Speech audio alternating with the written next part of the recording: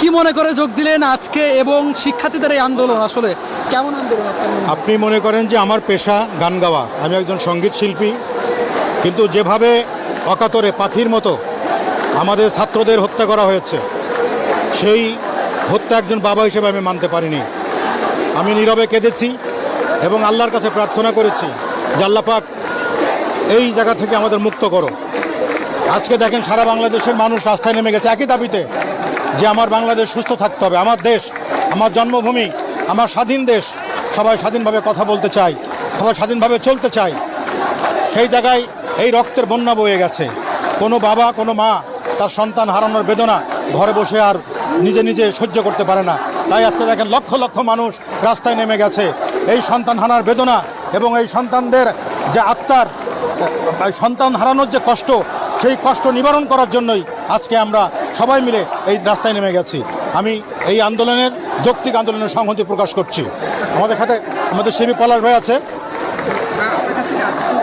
এই যে আন্দোলনগুলি যে একটা নেটওয়ার্ক সিস্টেমটা বন্ধ করে দেওয়া হয়, আজকে এখনো নেটওয়ার্ক বন্ধ রয়েছে, এইটা কীভাবে দেখছেন? বুঝি নাই। দেখছি যে নেটওয়ার্ক বন্ধ করে দেওয়া হয়, ইন্টারনেট বন্ধ করে দেওয়া দেখছেন। এটা তো আপনি আমি আমরা সবাই জানি। হ্যাঁ, আমরা টেলিভিশনে দেখছি যেটা আন্দোলনকারীরা বন্ধ করেছে তারা বলছে, কিন্তু এটা তো আমরা জানি মিথ্যা না সত্য। এটা হলো কিছু কৌশলগত কারণ তো থাকবেই।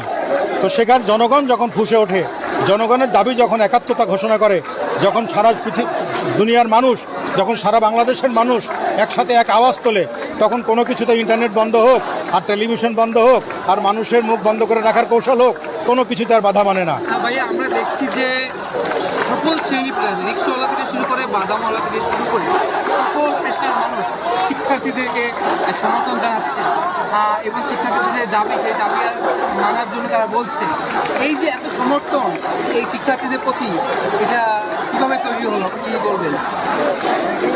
আমি আপনি সবাই পরিষ্কার যে শিক্ষার্থীরা যে যৌক্তিক দাবিটা নেমেছিল কোটা আন্দোলন, সেটি সঠিক ছিল।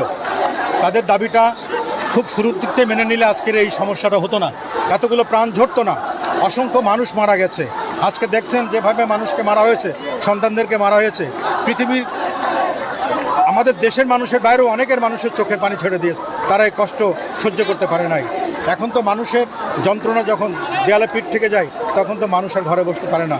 আমি একটা প্রশ্ন, কিছুক্ষণ আগে প্রধানমন্ত্রী ঘোষণা করেছে শিক্ষার্থীদেরকে আহ্বান জানিয়েছে সংলাপের। আরেকটি বিষয় তিনি বলেছেন সমস্ত হত্যাকাণ্ডের তিনি বিচার করবেন।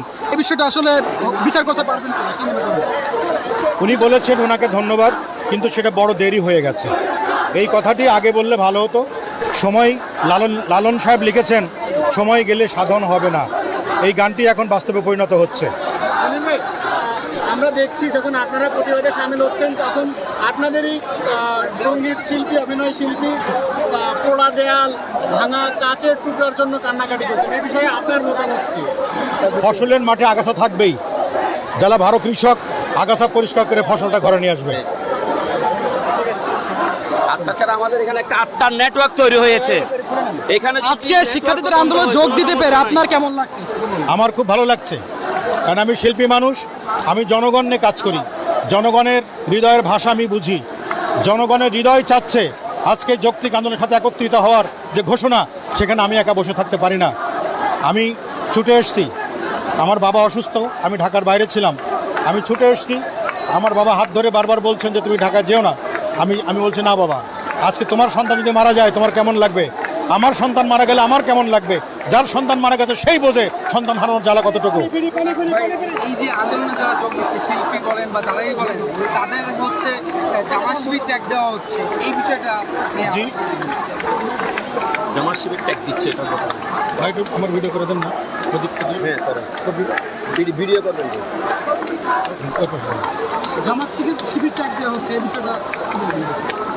এটা আসলে বললাম না, বিভিন্ন কৌশল অবলম্বন করা হয়। যখন আমি একটা বিপদে পড়ি, তখন তো আমি বাঁচার জন্য বিভিন্ন কৌশল অবলম্বন করবই। তো সেক্ষেত্রে মানুষের কাছে সাহায্য চেতে হতে পারি, কাউকে দোষারোপ করে হতে পারে, নিজে ভালো সেজে হতে পারি, বিভিন্নভাবে বিভিন্ন কৌশলে মানুষ তখন ভালো থাকার চেষ্টা করি। সেরকম অনেক খেলা এখানে হবে, অনেক রকমের অসাধু লোকজনও এখানে ঢুকবে। তবে যারা আন্দোলন করছেন, যারা আমরা একত্রিত ঘোষণা করেছি, আমাদের চোখ সতর্ক আছে, আমরা সজাগ জাগ্রত আছি। এখানে অসাধু কোনো চক্র এখানে এই আন্দোলনকে বাধাগ্রস্ত করতে পারবে না। ওদের উদ্দেশ্যে কি বলবেন আপনারা যারা নেতৃত্ব দিচ্ছে তাদের উদ্দেশ্যে কি বলবেন? তারা সঠিক নেতৃত্বে আছে এবং তাদের দ্বারাই এই বাংলাদেশ আগামী দিন আগে যে ভবিষ্যৎ তারাই গড়বে, তারাই সুস্থ বাংলাদেশ তৈরি করবে। এই সমস্ত মেধাবী ছেলেমেয়েরাই আগামী দিনের ভবিষ্যৎ, আগামী দিনের বাংলাদেশের কাণ্ডারি। তাদের পেছনে দেখেন জ্ঞানী গুণী, কবি, সাহিত্যিক, ডাক্তার, সাংবাদিক, সাধারণ মানুষ সবাই নেমে গেছে, ব্যবসায়ী কেউ ঘরে নাই, কারণ সবাই তো বোঝে যে কোনটা ভালো কোনটা মন্দ। Thank you.